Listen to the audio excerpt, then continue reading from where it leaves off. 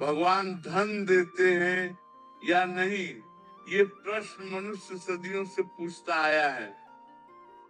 पर इस प्रश्न के पीछे एक और प्रश्न छिपा होता है जिसे बहुत कम लोग पहचान पाते हैं। वो प्रश्न ये है कि मनुष्य धन चाहता क्यों है? सुरक्षा के लिए, सम्मान के लिए, सुख के लिए, या दूसरों से बड़ा दिखने के लिए? जब तक ये कारण स्पष्ट नहीं होता, तब तक भगवान और धन के संबंध को समझना संभव नहीं है। धर्म कहता है कि ईश्वर न तो किसी को गरीब बनाता है, न किसी को अमीर। ईश्वर केवल अवसर देता है, और उस अवसर को कैसे जिया जाता है ये मनुष्य के संस्कार, कर्म और दृष्टि पर निर्भर करता है। ये मान लेना कि जो अमीर है वो ईश्वर का प्रिय है, और जो गरीब है वो त्यागा हुआ है, ये सोच स्वयं में अधूरी है। क्योंकि यदि धन ही ईश्वर की कृपा का मापदंड होता, तो इतिहास में सबसे अधिक धनवान वही होते जिन्होंने सबसे अधिक स्मरण किया। पर ऐसा नहीं हुआ।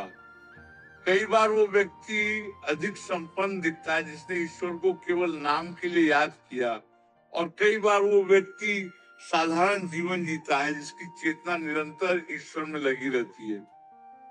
तो फिर प्रश्न उठता है, क्या भक्ति और धन का कोई संबंध है?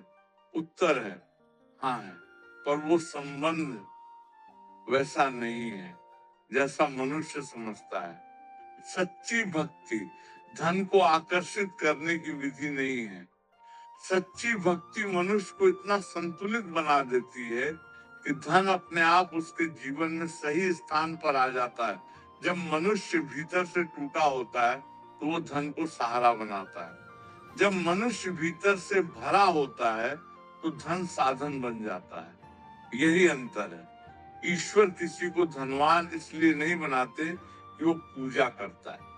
ईश्वर किसी को धन संभालने योग्य बनाते हैं, और जब मनुष्य धन संभालने योग्य हो जाता है तो धन स्वयं उसके जीवन की ओर खींचने लगता है। ध्यान दो, जो व्यक्ति धन आने पर अहंकार से भर जाता है वो उसे संभाल नहीं सकता। जो व्यक्ति धन जाने पर टूट जाता है वो भी उसे संभाल नहीं सकता। ईश्वर उस मन को तैयार करते हैं जो आने पर विनम्र रहे और जाने पर स्थिर। यही असली साधना है।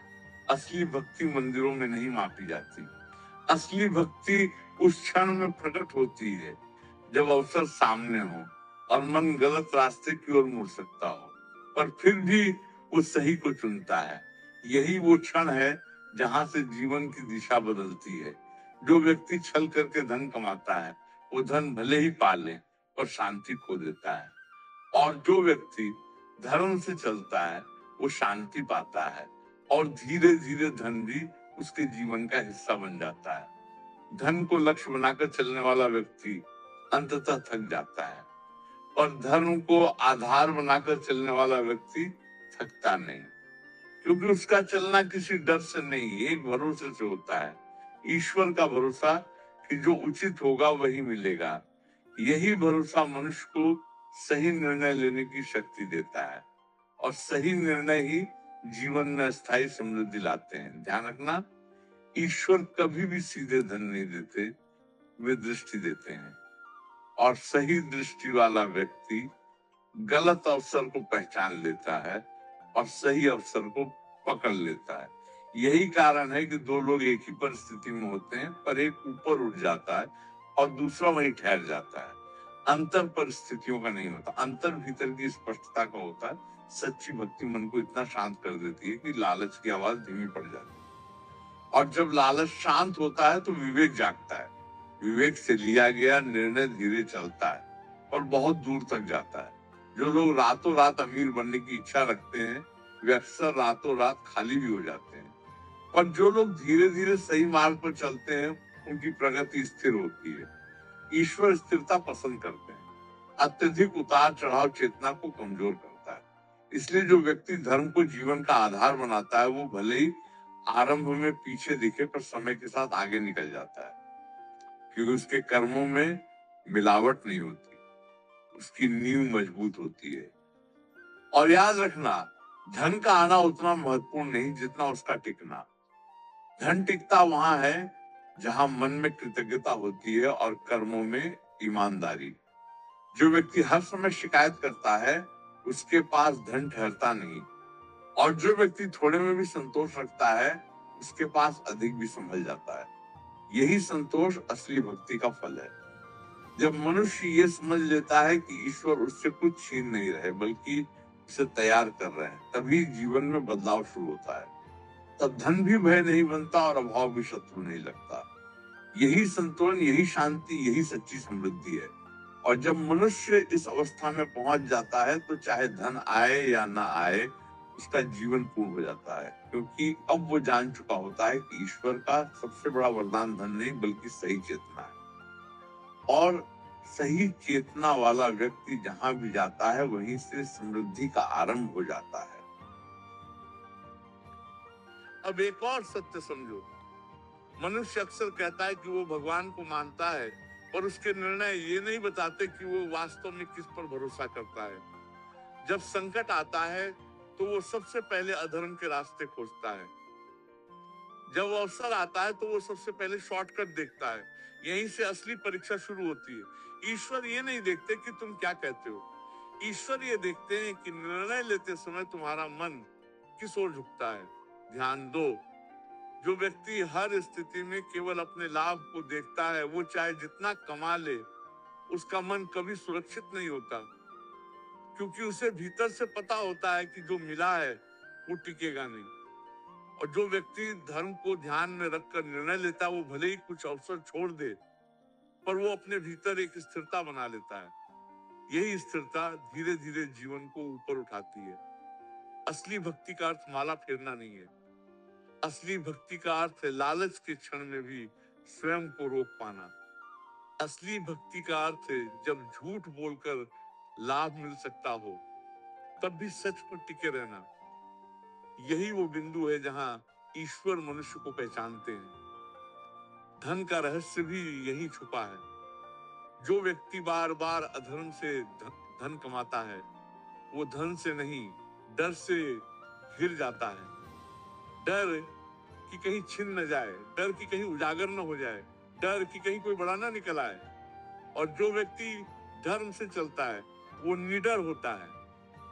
निडर व्यक्ति ही सही निर्णय ले सकता है, और सही निर्णय ही स्थायी समृद्धि लाते हैं। ध्यान रखो, धन का सबसे बड़ा शत्रु अभाव नहीं है। धन का सबसे बड़ा शत्रु है गलत मानसिकता। जो व्यक्ति सोचता है कि सब कुछ छीन लिया जाएगा, वो कभी भी खुलकर कर्म नहीं कर पाता। और जो व्यक्ति सोचता है कि जो मिलेगा वो धर्म से मिलेगा, वो बिना भय के आगे बढ़ता है। यही अंतर जीवन को अलग दिशा देता है। ईश्वर किसी को धनवान इसलिए नहीं बनाते कि वो उन्हें याद करता है। ईश्वर किसी को धनवान इसलिए बनाते हैं कि वो धन के साथ अन्याय न करे। और जो व्यक्ति धन के साथ न्याय करना सीख जाता है, वो जीवन के साथ भी न्याय करने लगता है। अब ये भी समझ लो, गरीबी हमेशा धन की कमी से नहीं होती। कई बार गरीबी सोच की होती है। जिस व्यक्ति की सोच छोटी होती है, वो अवसरों को भी छोटा बना देता है, और जिसकी सोच स्पष्ट होती है, वो छोटे अवसर से भी बड़ा मार्ग बना लेता है। यही कारण है कि कई लोग एक ही काम करते हैं, पर परिणाम अलग अलग होते हैं। अंतर काम का नहीं, दृष्टि का होता है। सच्ची भक्ति दृष्टि को साफ करती है। जब मन भीतर से शांत होता है, तो वो जल्दबाजी नहीं करता, और जो जल्दबाजी नहीं करता, वो गलत फैसलों से बच जाता है। गलत फैसले ही अधिकतर जीवन को नीचे गिराते हैं। ध्यान, ईश्वर कभी ये नहीं कहते कि सब कुछ छोड़ दो। वे कहते हैं गलत पकड़ छोड़ दो। जब जब गलत पकड़ छूट जाती है, तो सही अपने आप हाथ में आ जाता है, और सही आया हुआ धन मनुष्य को नहीं बांधता, उसे आगे बढ़ने की शक्ति देता है। यही वो अवस्था है जहाँ धन साधन बनता है और मनुष्य साधक। यहाँ से जीवन की दिशा बदलती है। अब अंत में एक बात और, यदि कोई व्यक्ति ये समझ ले कि ईश्वर से जुड़ना धन पाने का उपाय नहीं, बल्कि सही मनुष्य बनने का मार्ग है, तो उसके जीवन में जो भी आएगा, वो उसे संभाल लेगा। यही संभाल, यही संतुलन, यही असली समृद्धि है। और यही वो रहस्य है जिसे समझ लेने के बाद मनुष्य न धन से डरता है, न अभाव से। अब वो केवल धर्म से चलता है, और धर्म से चलने वाला व्यक्ति कभी खाली नहीं रहता।